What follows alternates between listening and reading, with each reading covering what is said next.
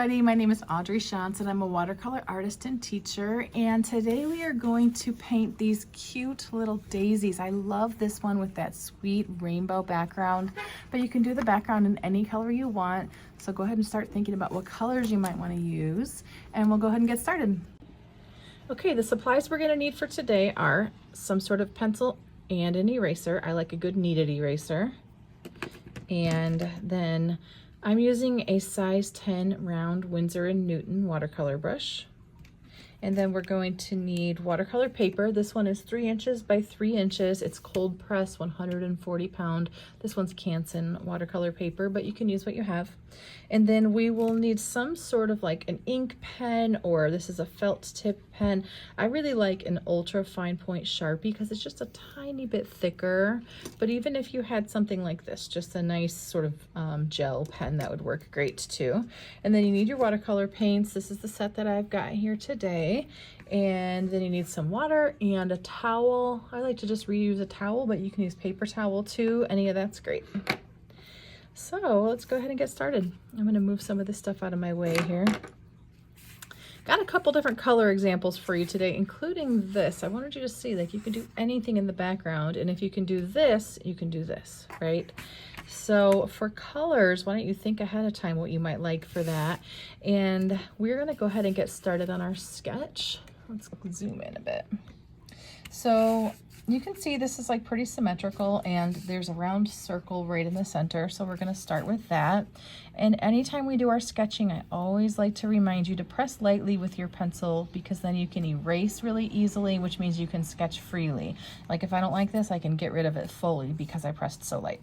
So just a nice circle. And then see how these petals don't go all the way to the edge of the paper? And we need that space around if we're going to fill this with paint. So I like to put a couple dots in. You can call this maybe the dot method. And you see how I'm going to kind of leave, I don't know, look at that. It's probably about a pencil space on the edge of my paper on all 4 sides. I'm putting a little dot here so that when I start sketching my petals, I don't go any like wider than that. And the basic shape of a petal is going to be a little more narrow as it gets closer to this circle. So it's kind of inward here. Same thing on the outside. And then these are a little straighter. And you see I'm going to connect it like that. But this one's a little too square for me, but it's like some version of that on repeat. And so I like to actually, when we're doing something like this where we really want to make sure that it all kind of leads towards that center, like everything's directing towards that center point, right? Sometimes I like to just get these side ones in. And remember, they can be a little wonky. I would say don't try for perfection. It won't look as realistic, right? And I like to get these in so that it's creating this space to work within. And then you can turn your paper too. But now I've got this much space and I know sort of like the direction. We're kind of going this way, right?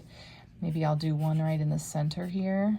And see, I'm kind of coming out, something straight, maybe curved, straight, and in again. So it's like something like that. And now I'm going to work within these spaces that I've created. So here I've got this one, can stick a petal, and look, it's going to kind of fit behind, and that's great. Let's just make sure we bring this point in at the bottom. And I'll erase this little line I stuck on there. And now I'm fitting within this space and kind of looking at this as a circle, right? So that's where it would end. Some kind of petal. And really let yourself be a little bit loose with this. I think that will help. Got this big space again. Maybe this time I'll start one close to this. Kind of straight, coming in at the bottom.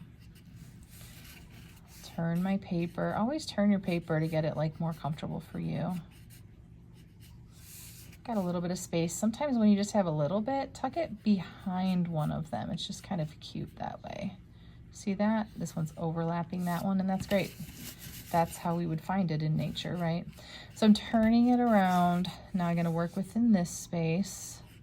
And you can see these are just, they're so imperfect. So don't take too much time worrying about them.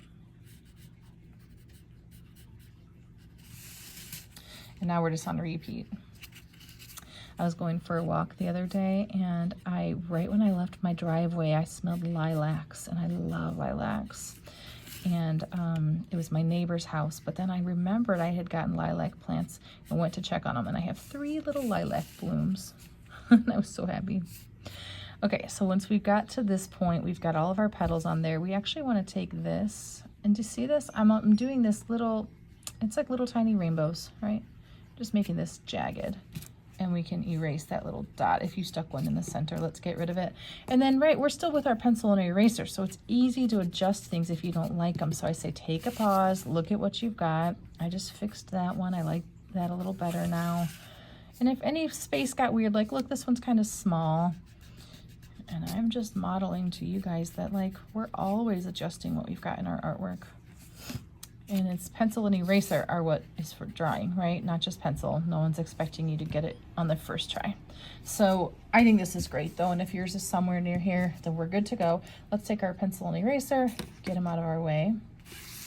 And we're gonna go ahead and bring our paints over, and we're gonna find some colors together. So let me zoom out so you can see my palette.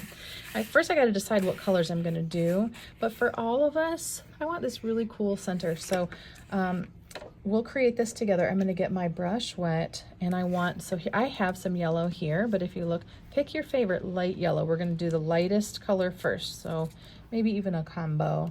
Just using some water, making a puddle. We want this to be a puddle. See how I can move my brush around, okay? And then we want sort of 3 colors, and you'll notice in this one too, starts with a light yellow. We're gonna get into this sort of dark orange or burnt sienna, and then there's an even darker brown, and I love those 3 colors, can give some really great depth. So now we have our light yellow. I'll clean my brush, and I want to get that burnt sienna. So for me, that's the 5th one down on my paint set. But for you, you might even pick like a dark orange. So just mess with it for a minute and see what you like. And I'll stick it here. For this one, I don't need my puddle to be so big. So it's small like this, but there's still enough water that I can consider it a puddle, and I can move my brush around easily. Then I want some sort of a dark brown or even into a black. For me, that would be the 3rd one down over here. I'm going to use my brush, and I want to get a good amount of paint without needing a lot of water. So see how these are tiny, well, you can't really see that one. Here we go. See how these are like tiny puddles? That's all we need because we want control when we get to these. So I'm ready for my center, and then I'm gonna only have us 2. So we've got the 3 colors for our center, and then I don't know how much you can tell, but there's a little bit of like a shadowing on the actual petals.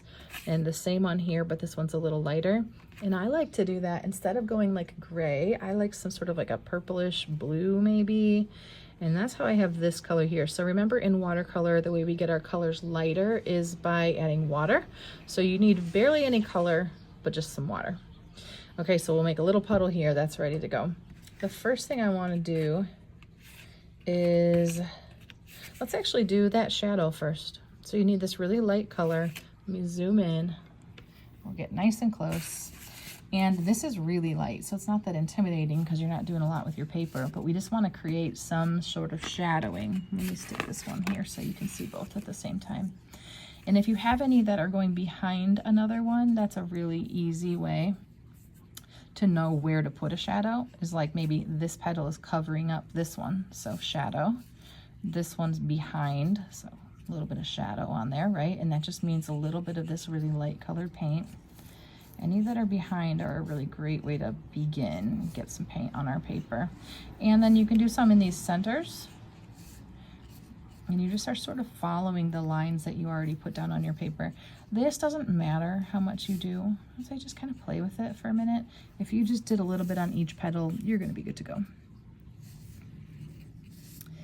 And we're just sort of following the direction of each petal if you're gonna do it. Maybe a little bit in those centers is pretty nice. And we're gonna let it go. If this is wet and you can see the light reflecting, you're gonna wanna give it a dry. And I can see that mine's the teeniest bit wet, so I'm gonna dry it real quick, and then we're gonna start on our center. So the reason I dried it is because if this paint was wet and we painted right here, this yellow that we're about to put down would have an avenue to flow into that wet paint. So we're always watching that we're not working right next to wet paint. I am gonna grab my yellow now. Okay, I'm gonna try to get it where you can see my paints. Lovely, okay. I cleaned my brush, dried my brush, and I've got maybe like the first half of my brush in this yellow paint. I am going to go ahead and fill in this circle, and you don't have to worry about getting all the way to those edges. But do you see how you can see the light reflecting? If you see it and it's pooling, you can take some of that paint off by just touching your brush to this, touching it to your towel and coming back. But we definitely need to be able to see the light reflecting before we grab this next color. This is this burnt sienna, and we're going to touch it, just touch it along the edge. And I'm doing it in sort of like a smiley face on this right side. I don't want it to take over my yellow, but I do want it to sort of softly creep into it. And it's kind of like our light source would be up here. This would be a shadowed area. And now while this is still wet, I need to get into my dark brown. I didn't need to clean my brush right there because I was going into a darker color. I certainly don't want to add water. We want our water under control right now, so we know that our colors don't go further than we want. And now I'll take this dark brown, and you see how I'm doing that same smiley face again, but I don't want it to cover up my burnt sienna or my yellow, right? I want it to kind of stay where I tell it, but have that loose softness as well. And I might do just a little bit here, and then I'm gonna leave it. I'm gonna call it good.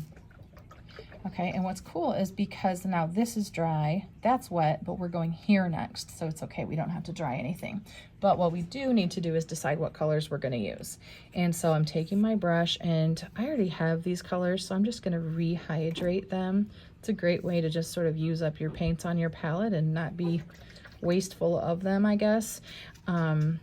I'm gonna go kind of rainbow because I think it's so cute. So I'm just kind of grabbing a couple colors from either side of the color wheel. I've got a blue, a green, purple, a red, and I think we need to have some yellow again. And in between, I'm adding water to these. I'm turning them into puddles again, right? So they're nice and wet. I'm cleaning my brush in between every time. And then we are going to use these to paint the background. So okay, my brush is, I cleaned my brush and dried it. And now I'm gonna dip just like the tip of my brush into my water, and I'm gonna start with one of these puddles. So why don't I start with this purple? And we're gonna find a spot to start, and see this, it's going to feel sort of like moving a puddle around on your page. And if you feel like you don't have enough control, you might have too much water. So if so, you can just touch your brush to your towel and get a little bit of water off of there. But I am tipping my brush vertical and going light on the tip of my brush between petals to get into those tight spaces. And then I'm leaning into the belly of my brush as I get further along.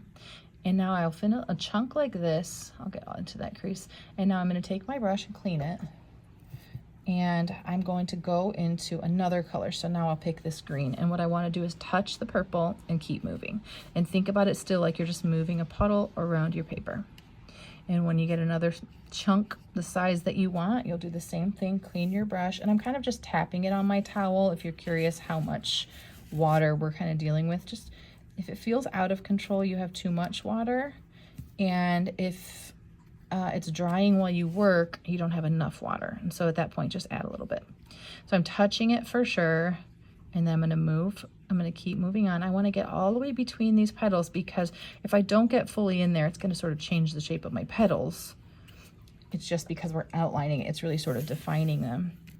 So I am cleaning my brush in between. And what really helps is if you have these puddles ahead of time and you're not having to mix, then you know this isn't gonna be drying while you work. So I should have had mine ready a little bit better, but got this one. I don't like how that orange is going on top of the blue. I'm just gonna lift a little bit of it up. And I need this to stay wet, so I'm gonna keep on moving, getting into some red here. I'm gonna touch the orange, keep going. Light on the tip of your brush when you need to be in small spaces, but then leaning into the belly. And you can turn your painting if it's helpful to you. I want all the colors, so I'm gonna get some of this sort of emerald color in here too. I will touch the paint and keep moving. And don't go back over your work. One, because you have a different color on your brush right now, but even if it was the same color, let's say you did this whole background with blue, if you go backwards, it's going to show what you've done, because watercolor is transparent and it just sort of leaves markings to show if it dries at different rates or if you went back over your work a lot. I'm gonna get into a blue, I think, for my last little bit here. I'm gonna touch my yellow, okay? I definitely wanna see a soft blend. between my colors. I'm gonna get in between here and keep it moving. Then I wanna touch this one too, and hopefully this one was still wet, but if it wasn't, you could take your brush and just kind of go like this over that spot a little. Sorry, let me move back up here. So now you can see all my colors are blending together. This one is touching a little. Now I can decide, I can look at it and go, do I like that or do I want to fix it? I actually think it's going to look super cool as it dries. Sometimes things that are mistakes in watercolor end up being your favorite part. But if I did want to lift it, I would clean my brush right now, dry my brush, and I would set my brush just like this on the spots where it's pooling. Just lift it up right now. And then you can go ahead and give the whole thing a dry. And I'm gonna dry it because I also want us to do that ink outline on top. So make sure you're finished with this, give it a good dry, and then we'll start on the ink. So it's dry now. See how cool that part looks? I'm glad I left it. And you can see we could have brought our paint a little further in next to our petals to sort of define the petals better. But because we're about to get in here with some ink, honestly, we're gonna kind of cover that up. So pencil that gets covered by watercolor, you can't erase it anymore. But if it didn't get covered, you could erase it. Usually what we just do when we're doing ink is kind of find your pencil lines and just go right over them, because then you're gonna hide them. And you took time on your sketch to make sure you liked it. So, you know, use those lines. And I'm gonna go through, you know what, we started defining these petals, but the other thing, remember that sort of rainbowy thing we did on the outside? I like doing that, and maybe make it a little sketchy too. And then a couple of these little lines inside of the center. And that just makes it look like it's kind of bumpy, right? And we're just going over each of our petals. And you know, we're gonna be finished with this soon, but if you can do this, you can do this exact same thing on repeat, which means the one I showed you in the beginning, maybe that's what you do next. Or maybe you try a bunch of these to pick which colors you like in the background. But this could be great on the front of a greeting card. It can be great just within a floral arrangement. You could do lots of flowers and use this as your background. So once we get everything outlined like this, you might want to, you know, if you look at this one, how we've got these other lines kind of coming out from the center, maybe some at the end, and the same thing on these other ones. Here's some examples to look at. And they're going to come sort of out from the center, and we're sort of following the lines, but I like it a little sketchier. So you're sort of following those curves, and I like to just do it on some of them random first, and then look at it and see what else I want. So if we're gonna start them at the back side too, they sort of also need to follow the lines, the curves that you've created on the petals. And some of them can have a whole line going through it. You just really wanna match that curve. That's what's kind of important about lines that are going through. And just, you decide when you're done. You can play. And then make sure you sign your artwork. And I'll show you this one again as well. But this is such a fun, it's just so cheerful. Is there just like a happier one? I don't know. But I love it. So practice this center part. I think that's a really great center to any flower. I think it just gives such great dimension. And you did it. Thanks for hanging out with me.